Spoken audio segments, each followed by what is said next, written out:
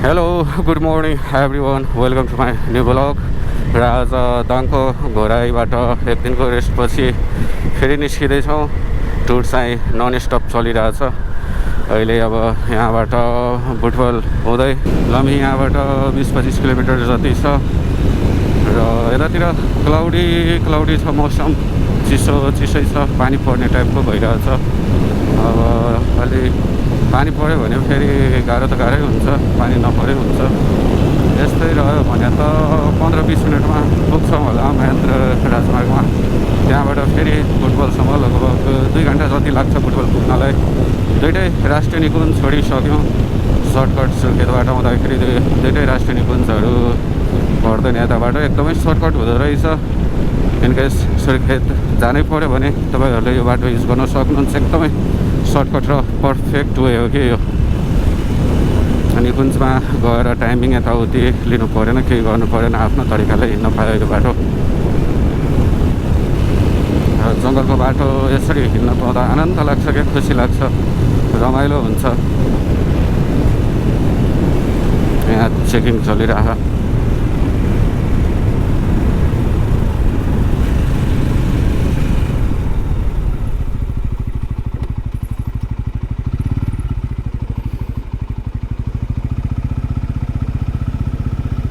अब यहाँ traffic checking चल्दा पनि के क्रस गरेर अगाडि भाग्नु भनेर अलिकति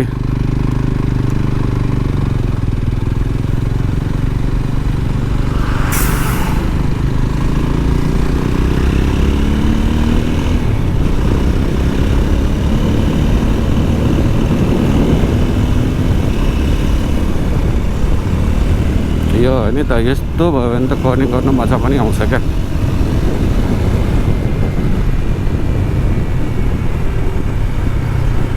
आउँदाखेरि यता मेन हाइवे यहाँ चाहिँ निस्किन्छौँ।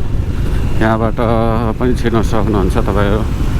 अब यताबाट राइट गयो भने सुर्खेत, लेफ्ट गयो भने बुटवल। सो ठिकै यो ठाउँ नोटिस गर्नु होला। यो पुल यतापट्टिबाट छिर्ने ठाउँ रहेछ। यतातिर ट्राभल गर्दै हुन्छ भने एकदमै सर्टकट हुन्छ यो।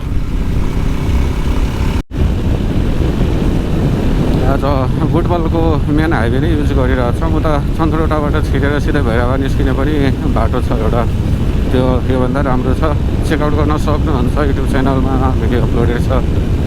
त्यहाँबाट पनि सर्टकट छ। तर आज यता जानुपर्ने भएकोले गर्दाखेरि सिधै बुटवलको सिधा बाटो युज गर्छौँ। अगाडि 15-20 किलोमिटर जति फुटेको छ भन्ने टाइपको छ। अब हेरौँ के कस्तो छ बाटो अगाडि छ र डाइभर्सन ठाउँमा चाहिँ धुलै छ। अब यहाँबाट लगभग 20-30 किलोमिटर जति यस्तै छ साथीहरू।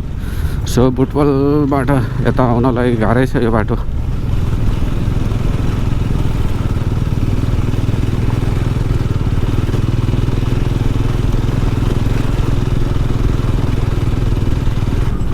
एकदमै ध्वस्तै छ, ध्वस्त भन्दा नि एकदमै।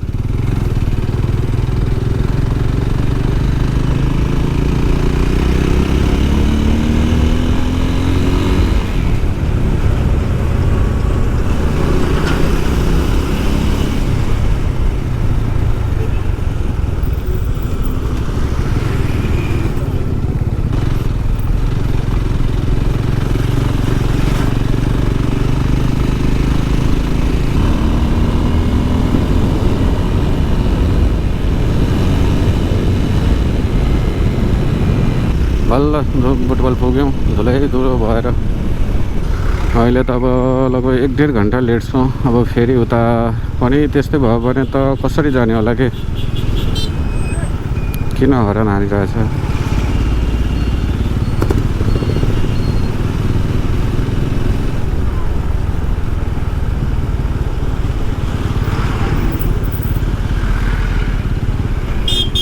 यो पुलमा यस्तो विधि रस छ गाडीको।